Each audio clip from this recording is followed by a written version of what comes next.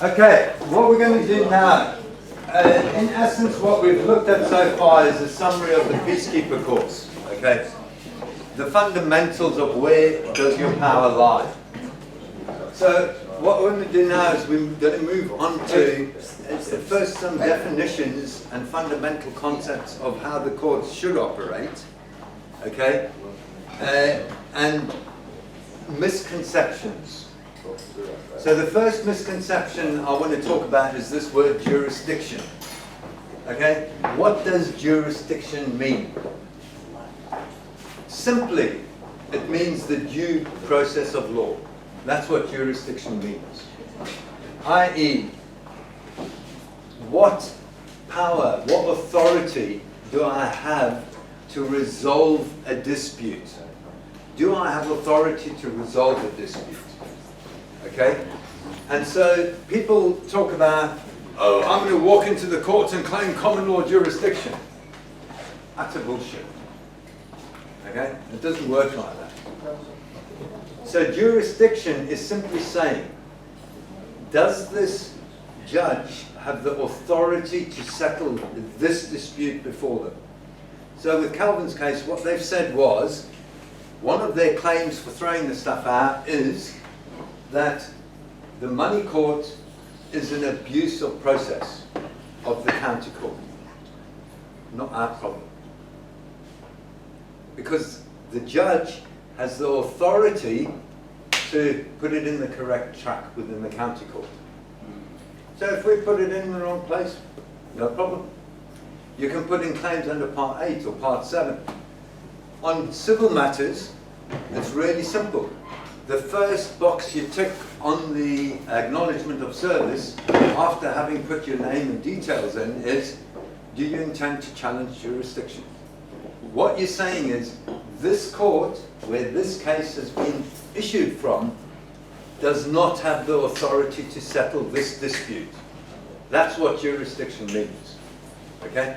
So when people walk in and say common law jurisdiction and this, that, and the other, okay, you're only going to make yourself look like an idiot. So it's about, do we have the power to resolve the dispute? We're going to look at the court structure. Okay? Now, again, what we must realize is legislation is their policy, how they will fulfill their obligation created in the oaths, affirmations, or attestations. The oaths, affirmations, or attestations are their contract with us. Okay? And so when we put in to Her Majesty's Court and Tribunal Service, because the Bill of Rights gives us the unreserved right, not on a rainy day, not on a sunny day, not on a Saturday, Monday, or Tuesday, the unreserved right to petition the monarch. Why? Because the monarch is the head trustee, and the trustee is always accountable and liable to the beneficiaries. Therefore, the Bill of Rights expresses that. When you say petition? Petition. If there's a problem, I'm going to come and take it up with you. We're not saying I'm going to take it up with her, but I'll take it up with her courts, or whoever you want to take it up. She has the obligation to provide us remedy. How she chooses to do that is her problem. So what she's saying is, if there's a dispute about duties, rights, and obligations, here, on my second promise, I've given you the independent judiciary to resolve your dispute if you kiddies can't sort it out in private. Okay? So petition means, where can I find remedy? So, literally, because we're not employees and we're not getting paid for this, we should just simply be able to put in our claim or our dispute to any court, and they should put it into the right place. Not our problem. Okay? Hey, Kerry, out of that. No.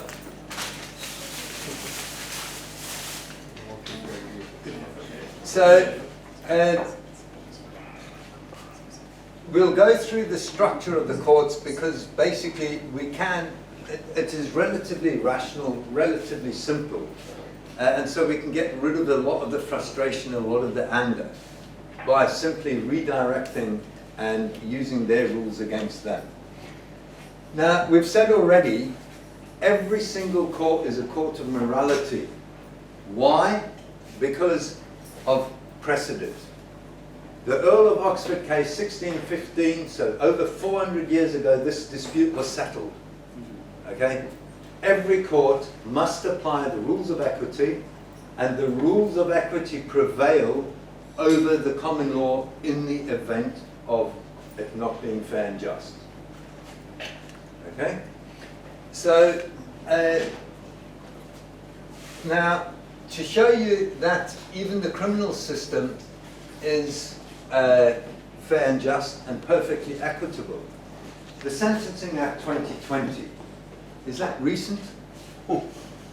Is this after the Great Reset was planned? Is it after COVID-19 where they were taking everything away? Yeah. Yeah. And guess what it says in there? The Sentencing Act 2020 says, if the judge cannot show harm, in the evidence before, if it was not shown that any harm was caused, intended to be caused, or reasonably foreseeably caused, they cannot fine you. My God, that's equity. Okay? So you get all these conspiracy theorists saying, oh, the new world order, this, that, the other. In 2020, Parliament has said, we want equity. They've given you equity. So the example is, in the middle of the night, if I'm driving through doing 50 past the school where there's a sign that says 20, is that reasonable? At 3 o'clock in the morning, if I drive through a red light, having checked there's no other cars, is it reasonable? Okay? Why is it lawful for the police to go through red lights? Quite simply, they follow due diligence. They've got flashing lights. We train flashing lights, noises. Okay, beware, slow down. Okay, and we've become accustomed to letting them pass, so we move out the way. They'll approach the lights. They'll check. Okay, no other cars going. I'll go through now. They follow their due diligence. That's lawful. Okay, in Thailand. So can't we have flashing lights to check if you can go through? Yeah, we can. No, they have to call that in, everything they do. They have to call in they've been through a red light. If they have a camera, they have to call in they've been through the camera. They have to call in everything they do. Okay, but the point is, that then overcomes the legalities of it. In Thailand, you can go through red lights, so long as you check that it's safe to do so. You follow your due diligence, perfectly lawful. But No also, harm's been caused. may I say, Okay. also, you don't need to move if there's a blue light behind you. No. You don't need to do anything, whether it's an ambulance, a fire engine, or a police car, unless the police car is pulling you over. You don't need to move for an ambulance or a fire engine. We do it out of courtesy, but just to let you know. You don't Okay, need to. The same so- as they're allowed to, you don't need to. Right. Now, when I defended Sue in an appeal against the COVID fine, basically I used this, Lord Diplock, the Attorney General versus the Times 1974. Okay? This here summarizes the due process of law in a paragraph. First thing, unhindered access to a determination of our dispute as to our respective rights and obligations to one another. Then it must be free from bias against any party and can only be based upon the facts presented before the court, and any usurpation, okay, by anybody of the function of the court to decide according to law is a contempt of court. That's it. That's the due process of law. That's how simple the courts are. If they do not follow this, then somebody's in contempt of court. So a contempt of court is simply anything which prejudices either party. So, now with this case, all right, I actually had the rights of audience, including cross-examining the police, okay? And so when I quoted this to the judge, and it was really interesting what was going on in the court. Okay, there was a district judge with 2 magistrates. The barrister was as quiet as a mouse. The district judge and I were having a conversation on one level. You could see the magistrates had no idea what was going on there, and the barrister had no idea. Okay, and this is typical of what goes on there. You're lucky if you get somebody that understands what's going on. So, so he asked me, can I give him the case reference for this? So I just simply turned around to him and said, listen mate, I haven't got money to join Lexis, all right? And that's the only place I can find the full judgment, so I've just gone off a quote from here. And he said, don't worry, it's free. I get it for free, I'll give you a copy of it, which he did. Okay? So, the point being, there are good judges and there are bad judges. Okay, there's good and bad everywhere. And we will get through this. There's no question about it. So that there is the due process of law. So anything that goes against that is in breach of jurisdiction. If any action is without that authority, it's unlawful. End of. Okay, and we need to start calling them out for this. So what did Calvin do? Where's your authority from the defendants? I don't care if you're the Ministry of Justice. Where's your authority? Prove your claim. No, come on. Go away. So it's about standing on our rights. Remember, those who stand on their rights harm no one. Those who don't have none. It's up to each one of us to stand up. And we need to start standing up for the weaker ones. Yeah. Okay? And that's why, again, going back to what I said earlier, remember the natural distribution curve. Okay? So, some people might have found it unreasonable, my discussion with Rogue. Okay? I'm sure other people had doubt about it as well. Okay? But we need to stand up, and I said this earlier, we need to stand up for one another, because it's human behavior, it's human, it's natural law for humans not to be the one that stands up there and, oh, look at that idiot. Okay? Forget about it, get above that. We must stand up for one another. Okay, so is everybody clear and happy what jurisdiction is? Quite simply, does somebody have the authority to take that action? That's all it means, nothing else. Okay, so next thing is administrative courts. So again, the case law is there. Now again, remember, equity prevails. So whenever you read a judgment, you've got to think about equity, substance. So here it says, if a magistrate authorizes, does that only apply to a magistrate? No. If any officer of the court authorizes, okay, the issue of a summons, does it matter? What's the substance? It's an action of the court. Okay?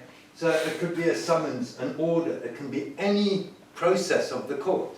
So if any officer follows a process of the court without having applied their mind to the information, okay, that's the substance behind it.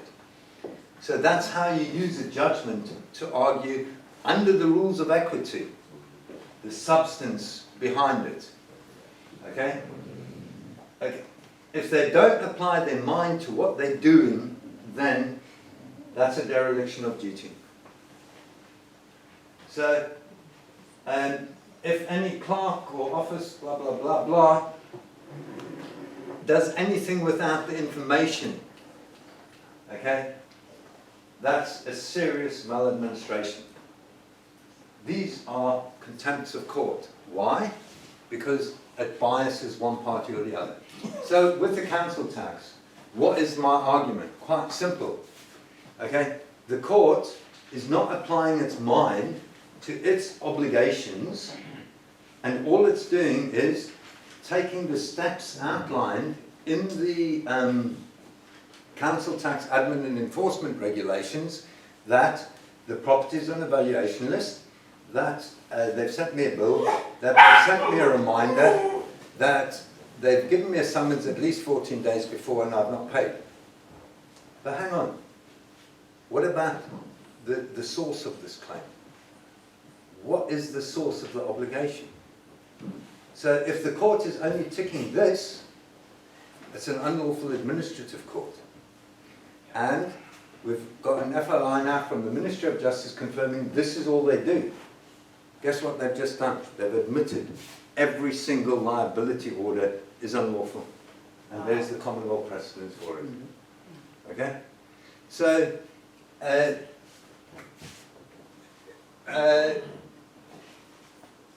that there is an administrative court, so quite simply, why is it unlawful? The reason it's unlawful is because we have a duty of care. Let's get back to individuals. We have a duty of care to one another to apply our mind to the evidence before we breach the other's peace. That's how simple it is. That's what the judgment is saying. Okay? Right, trial by jury versus written decisions. This is a very emotive subject to a lot of people. You may have gathered my preference is written decisions. And the reason is very simple, because it's about rationality. So if you want trial by jury, and there's different types or different interpretations or understandings of trial by jury. Okay? One is this thing about the jury can nullify acts of parliament. Okay? By understanding the difference between the jurisdiction of an act of parliament, it's between the consenting parties. It's McDonald's policy. McDonald's can't tell you to wear a red hat. Okay? It's how will they deliver their promise, their duties, rights and obligations in the promise to govern you according to your laws and your customs. Okay? So, acts of parliament have got nothing to do with us. So, the concept of a jury being able to nullify an act of parliament, again, we've already been through this. Did we create the act of parliament? Therefore, if we didn't create it, how can we uncreate it? We can't. Simple. I can only have authority over my creations. So, Parliament assembled created the act of parliament. Only Parliament assembled can uncreate it or revoke it or alter it. The court doesn't. The court had nothing to do with its creation. But doesn't the jury then not nullify it, but it renders that act of parliament impotent or yeah. Correct. But we can do this without a jury. Yeah. Okay, so last year, I can't remember what the organisation's called. Remember the PPE scam, where the court ruled that it was unlawful. Okay? So, what Parliament was doing, and the ministers, was unlawful. But that's it. Nothing, there's nothing. Nobody's in jail. Why? Okay? It's unlawful what they're doing. The problem is, the Attorney General and the CPS have failed in doing their job, because it's been, on the balance of probabilities, the court's already ruled that it's unlawful. Therefore, the CPS or the Attorney General should have brought criminal charges. They didn't. Okay? So, basically, they've got away with it. Nobody's got a slap on the wrist. Do they give a shit? No, they don't. And this is where we come into it. We need to force them to start acting. All right? We need to put them on notice. Mr. Attorney General, are you aware that the court has ruled this PPE is unlawful, and this is the reasons, and this is therefore fraud, because they've done it for their own benefit at our cost? I require you to prosecute the people involved. Did anybody of us do anything? Your partner or a friend can write to the Attorney General and take them to court for contempt of court because you didn't get justice. Correct. Because We have justice the has power. to prevail.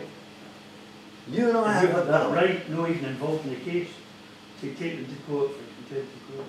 Could we sue And the why have we got that right? Go back to breach of peace. If we see somebody else being harmed, we are obliged to uphold the peace.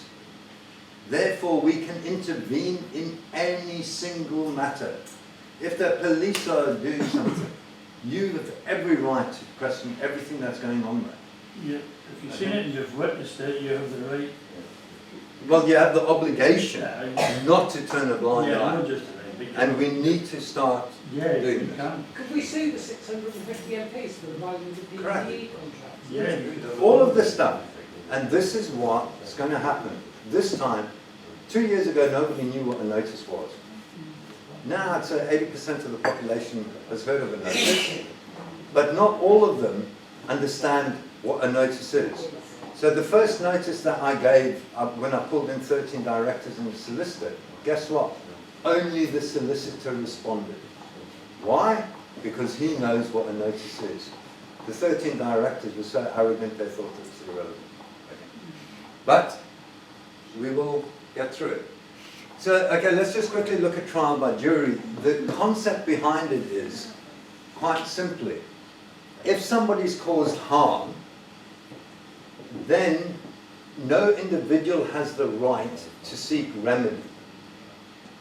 But society can only impose its will as the concept of a jury.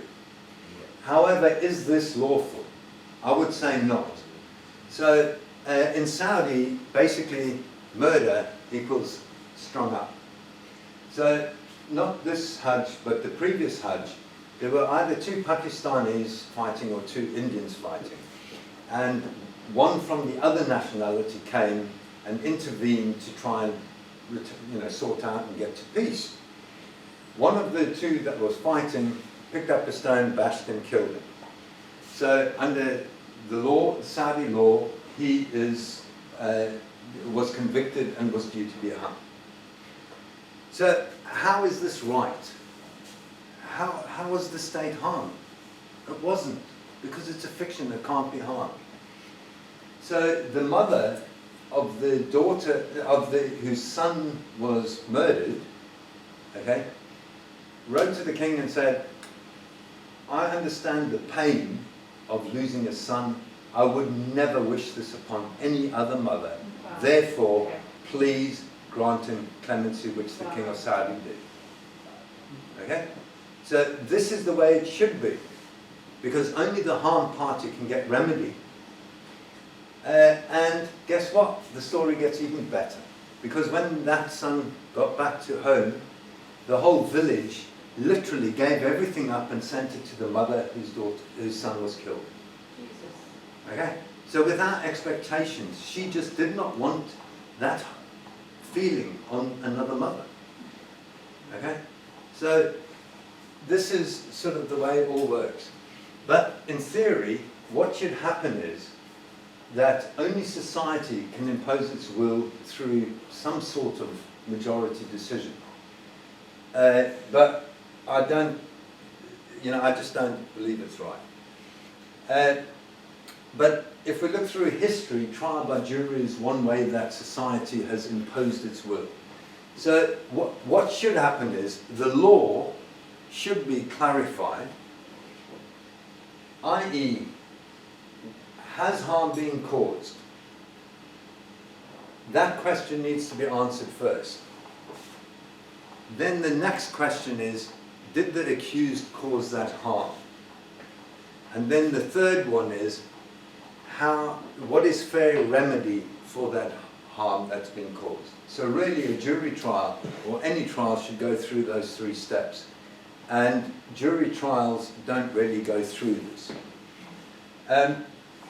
But the history and the basis of it is, before society can impose their will, there needs to be some sort of mechanism, and they've used the jury in the past to do this.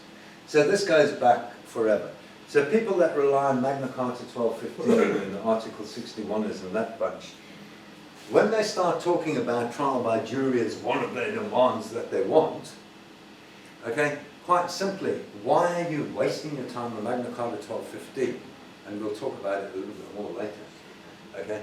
And when you have trial by jury in Magna Carta 1297, which is current statute law.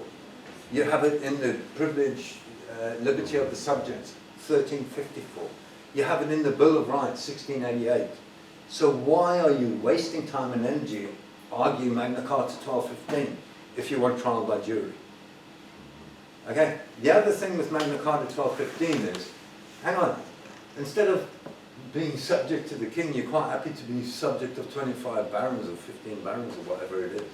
Hey, I'm not subject of anybody, we're all equal. Okay, so Magna Carta 1215 makes no sense to me rationally. Again, I wasn't around in 1215, I have no recollection, so it's got nothing to do with me anyway. But again, the history you need to understand at the time, and the history is, the king made the law, and the law died with the king. So what happened was, when the king died, the slate was wiped clean. The next king then did what was called a reconfirmation of the charters. Okay, I'll cherry pick this piece, I'll cherry pick this piece, I'll cherry pick this piece. Okay? So therefore Magna Carta 1215 died with the king, end of. So Why didn't 1297 die with the because they've chosen to carry that forward. That in effect has always been carried forward, and including into the current thing. So now the legitimacy of the Bill of Rights, okay, we need to rely on tools they understand, but they don't actually understand very much. So I just want to put you a quote, okay, Betty Boothroyd, those of you that are old enough, in 1993 was the Speaker of the House. Okay, now this was in regards to them rebranding penalty charge notices. Okay, the Bill of Rights says fines and forfeitures can't be done without trial by jury.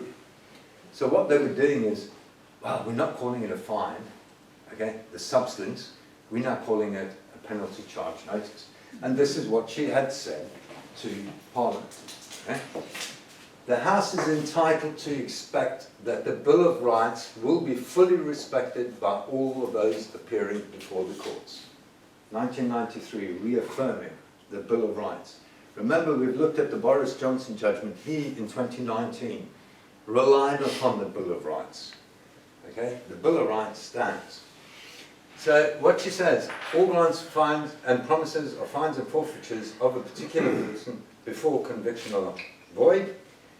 As you will be aware, the Bill of Rights is a constitutional statute, i.e. the forming authority of Parliament assembled. This is what gives it power. And may not be repealed impliedly. They actually cannot repeal it, full stop, because it's what creates their own authority. You can't uncreate what you haven't created. Okay? So the Metric Martyrs case was the one that reaffirmed it, and in the Metric Martyrs case, oops, let's try this bloody mouse. Okay, and in the Metric Martyrs case,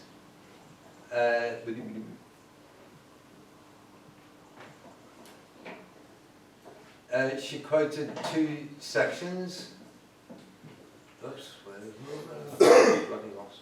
No, sorry, I pressed the wrong button. Oh, wrong way. That's right, I went the wrong way. So in the Metric Martyrs case, she quoted two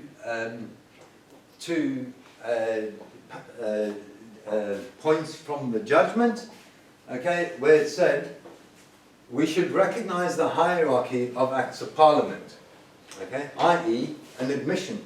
There is a chain of authority, authorizing, okay? The special status of constitutional statutes follows the special status of constitutional rights. And specifically, the example was the Bill of Rights. Okay, they call it 1689, actually, on Parliament's website in 1688. Okay? Ordinary statutes may be impliedly repealed, constitutional statutes may not. So not only was this ruled in the in that case at the Divisional Court, it was appealed in the House of Lords, okay, who upheld that judgment. So that was in 2002. Okay? So we've got confirmation up to 2002 of the Bill of Rights, and the Boris Johnson judgment in 2019, he himself relied upon it, and the Supreme Court, okay, now what's important about this judgment, okay, there's 12 justices in the Supreme Court, they always need an odd number so that they can have a majority decision. 11 justices were involved in this ruling, and it was unanimous, no dissent. This will never be turned over, okay, affirming the Bill of Rights.